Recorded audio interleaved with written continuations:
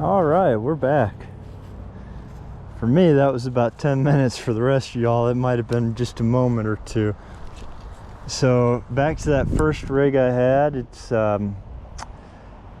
just a little paddle tail with a spinner on it, and let's see if we can get another bass. Hopefully this time not break them off on the culvert, right?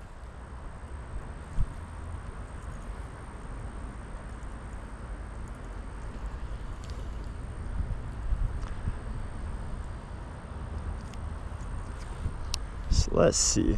I don't think they're super deep right now. By no means am I a bass fisherman though. This is definitely not my specialty. Let's see if we can hook one up though.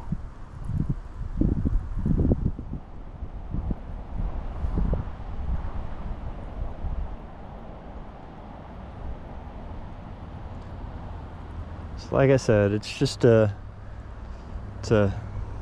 silver with black tail, or black top half. So silver belly, black top half, paddle tail on just a normal spinner rig.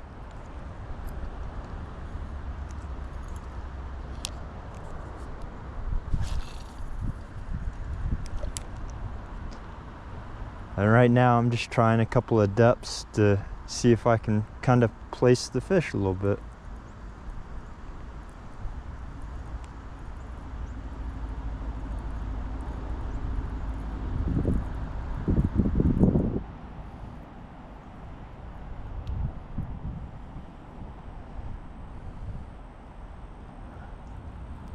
So what I'm doing, I've always heard referred to as fan casting, but I know, different parts of the world call things different things.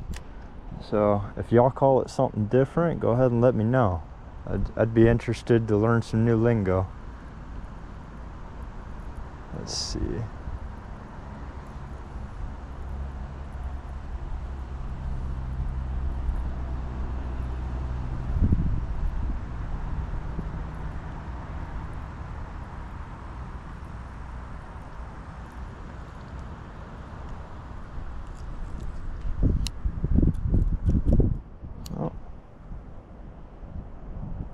Picking up weeds.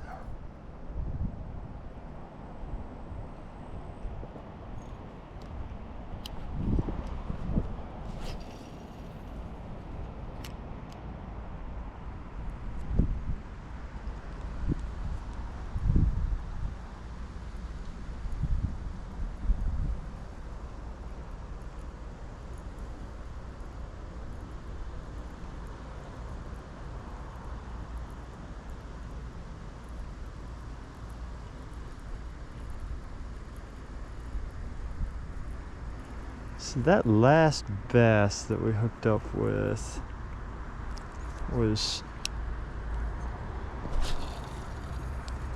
probably about a little closer than that. It was on the retrieve that he hit.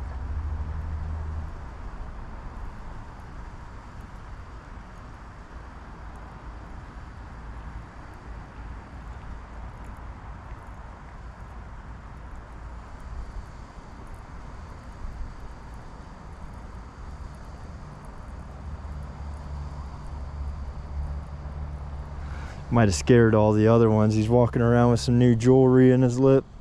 The other bass are like, "What's that?"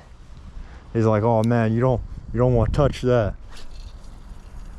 That stuff ain't no good for you."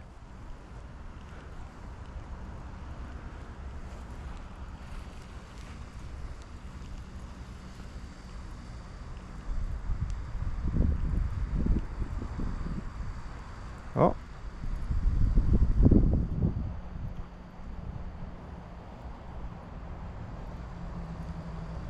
Felt like something hit it just for half a second. It was pretty small though, whatever it was.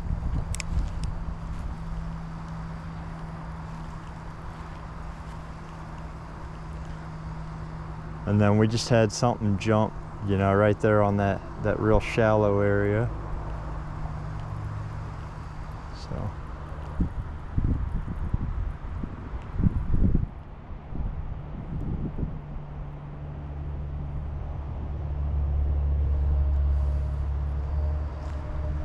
ahead and work that bank a little bit. Oh, there we go. He's a little guy.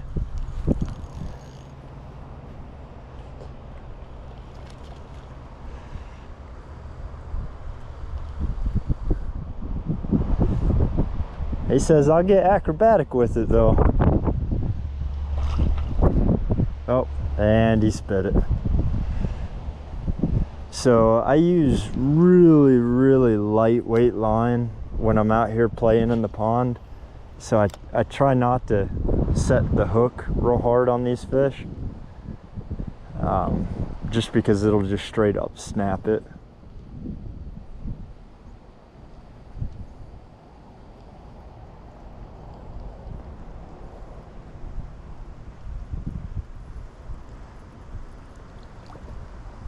And I mean, for me, most of the fun is watching them do the acrobatics anyways.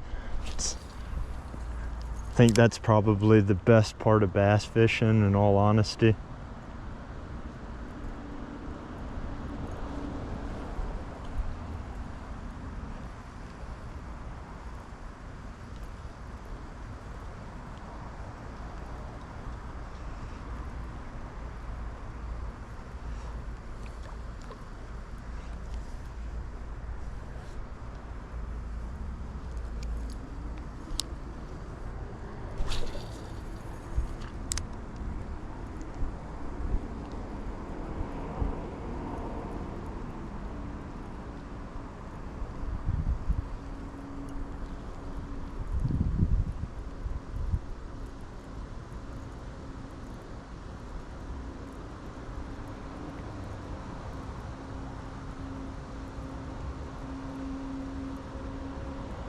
Just trying to work that drop down a little bit.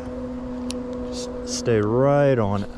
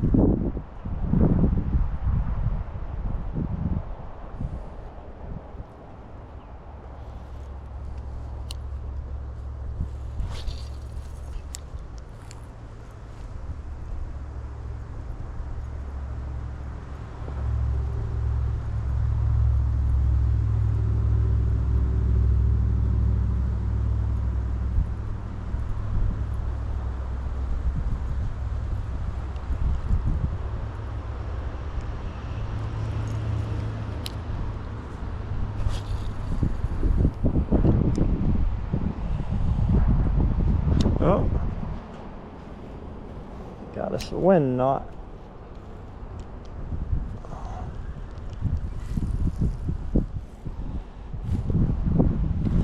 This tiny rod and reel I bought when I lived in South Carolina.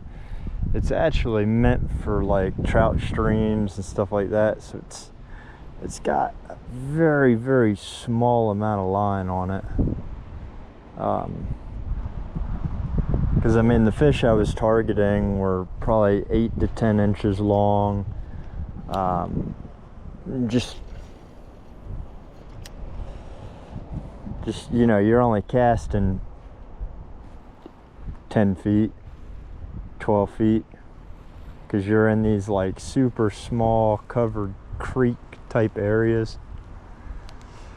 But I like playing with these little bass on this, just because it's such a lightweight rod. So it takes these little crappie jigs like what I've got on, and it casts them so well.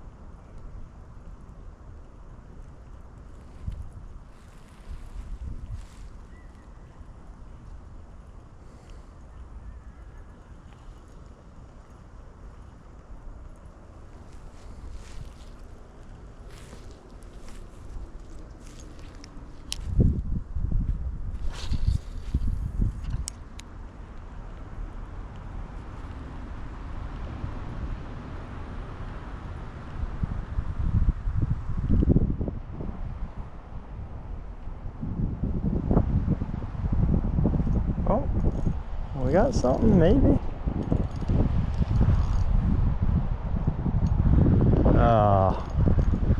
Oh no, that's not what we want.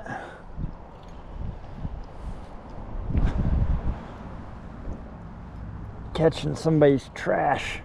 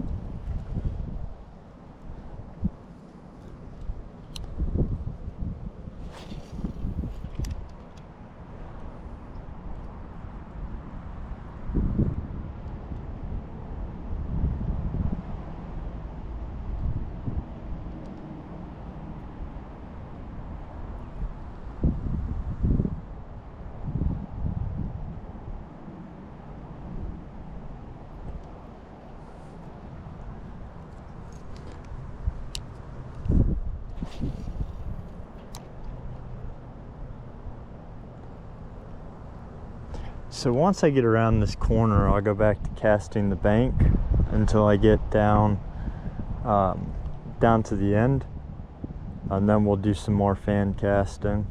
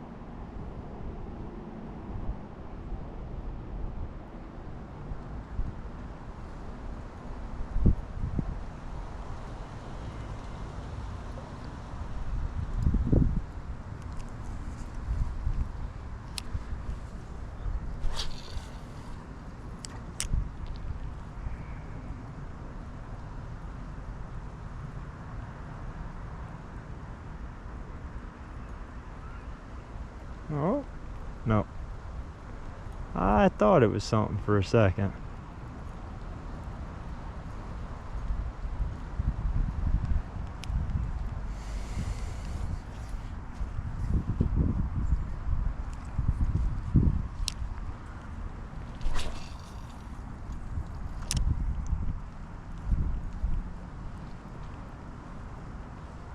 So just looking at the water levels right now, this near shore area is only about 3-4 inches deep. So I'm trying to sit. There's a little bit of a drop off, about 4 foot from shore, and right there it drops to probably 1.5 feet. And my hope is that the bass are kind of sitting right there on that drop off, and they're waiting for those littler fish, baby shell crackers, things like that, to kind of trickle down.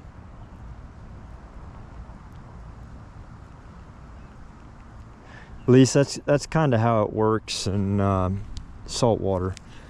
Is you'll get out there, and if you can find any kind of drop off or structure, the fish sit there so that they're, you know, well positioned to ambush. Oh, there we go. No, he spit it. Damn.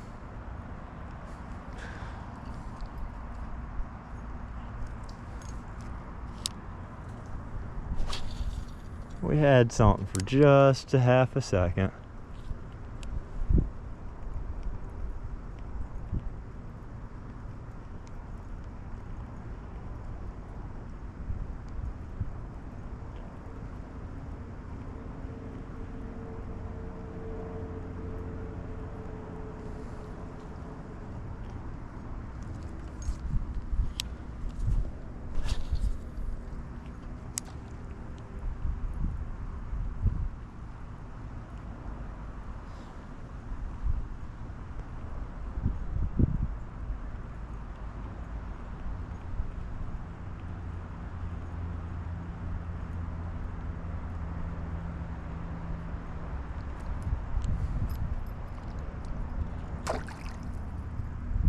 Set that weed back off of it.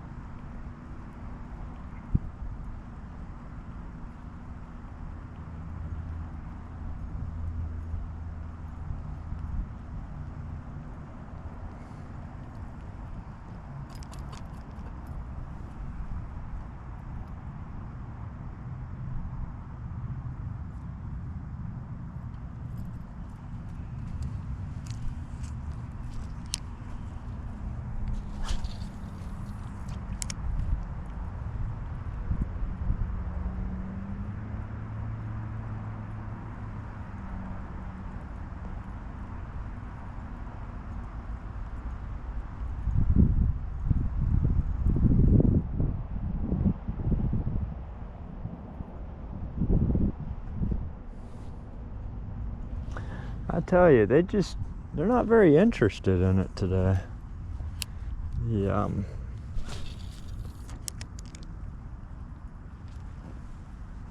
And I don't know if it's like the salt water and they're not liking the temperature changes, but this is a very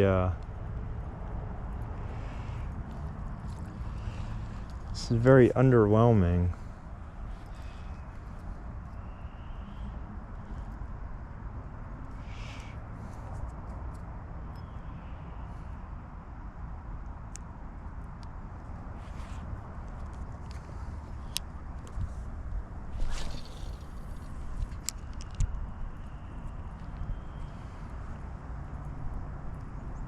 Oh, so that's interesting. So I was talking about structure and looking for structure.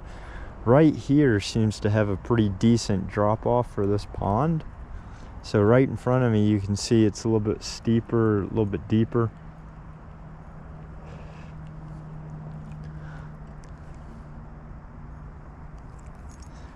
So this would be a good spot to cast into from a distance and just kind of bring it and bounce it right along that drop off. Oh, there was something there.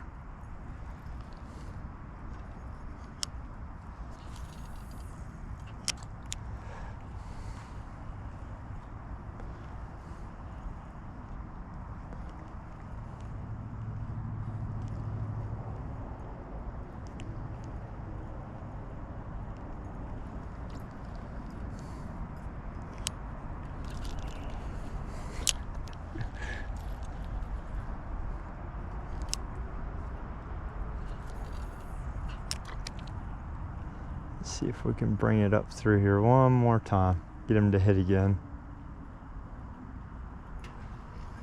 Nope.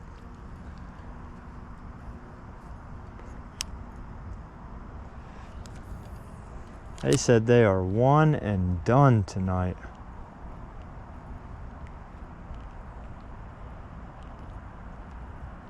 Yeah, we're not going to get that repeat hit right there.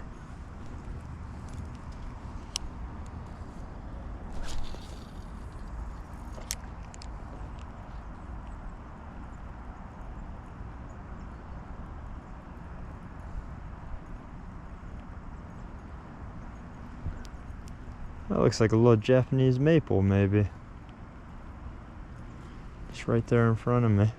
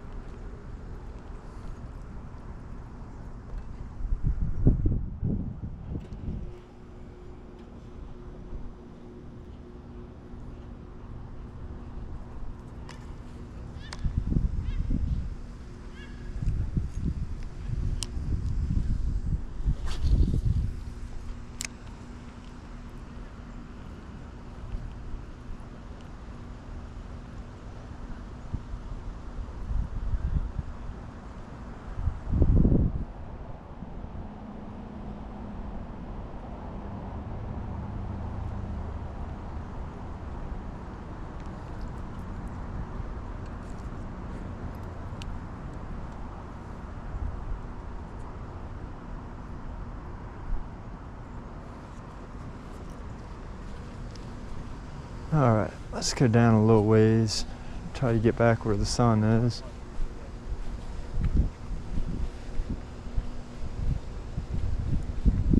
And what I'm doing as I walk, I'm just kind of trying to take note of how the bottom is right in front of me to see if I see anything that would indicate, fish.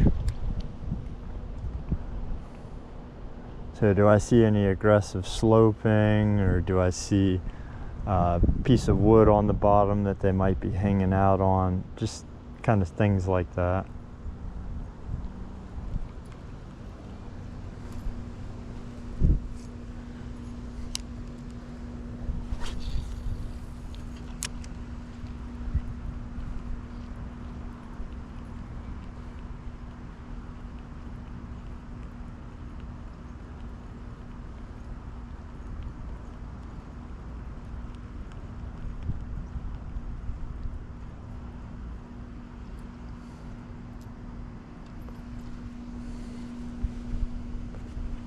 Little bait fish.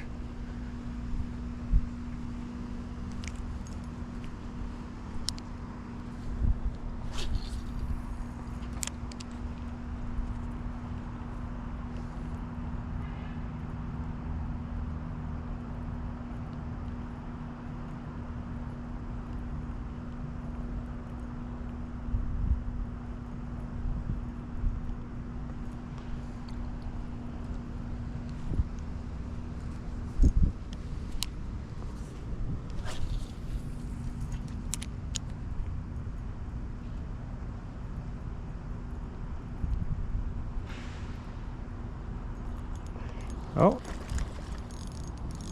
we're finally gonna get to land one.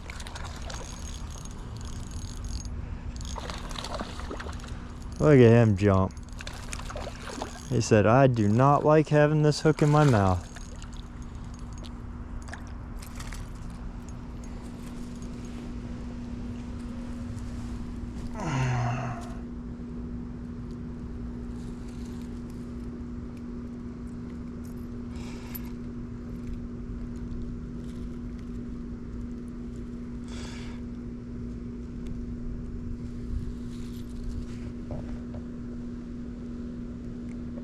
There we go.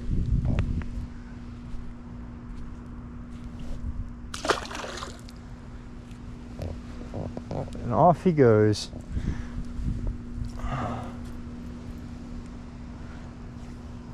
So just like that little drain I showed y'all earlier, there's one right ahead, and he was just hanging out in that, looking for an easy meal.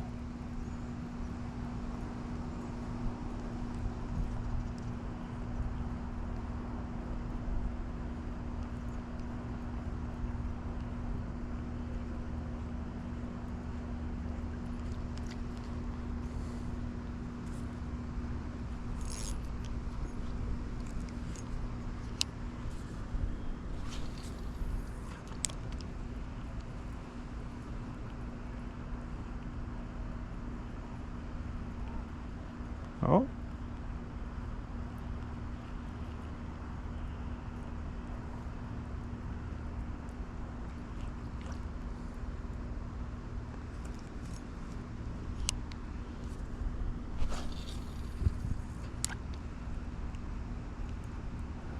Let's see if we can't pull one more up out of that drain.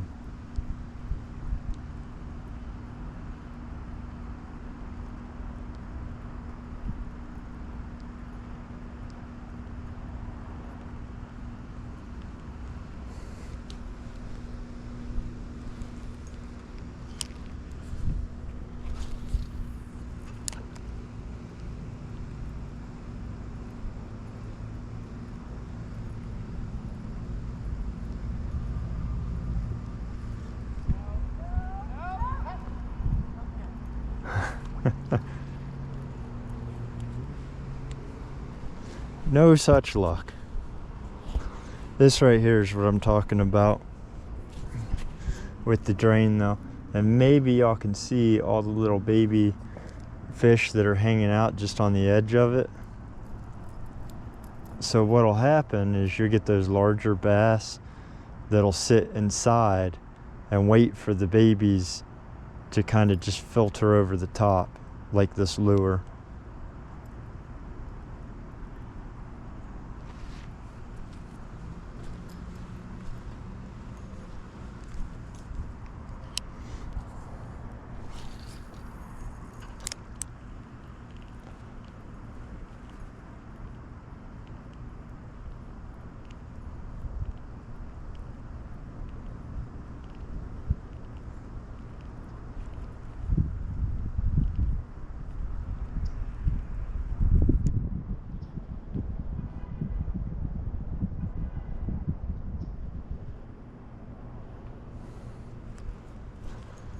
All right, we'll keep walking. See if we've got anything else, you know, stalking that little slope.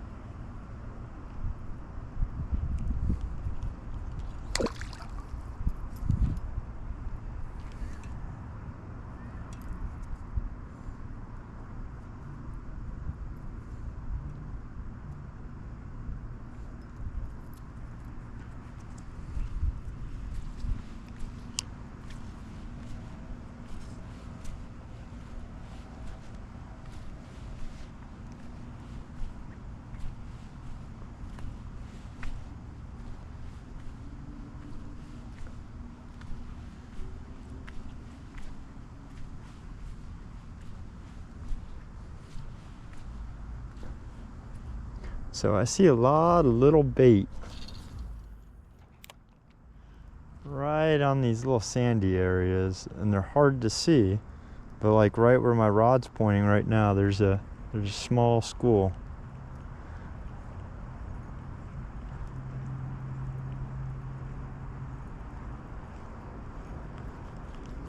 So if I see them, it's probably a pretty safe bet that the bass also know that they're there.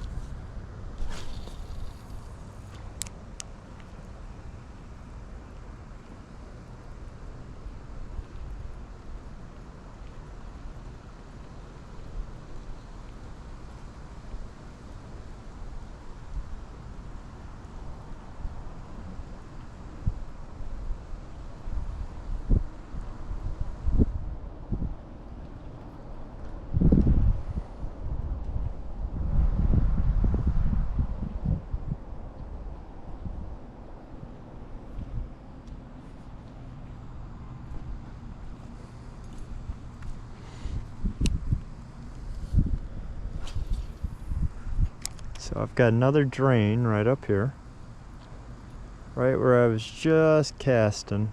We're just gonna try and work it just a little bit.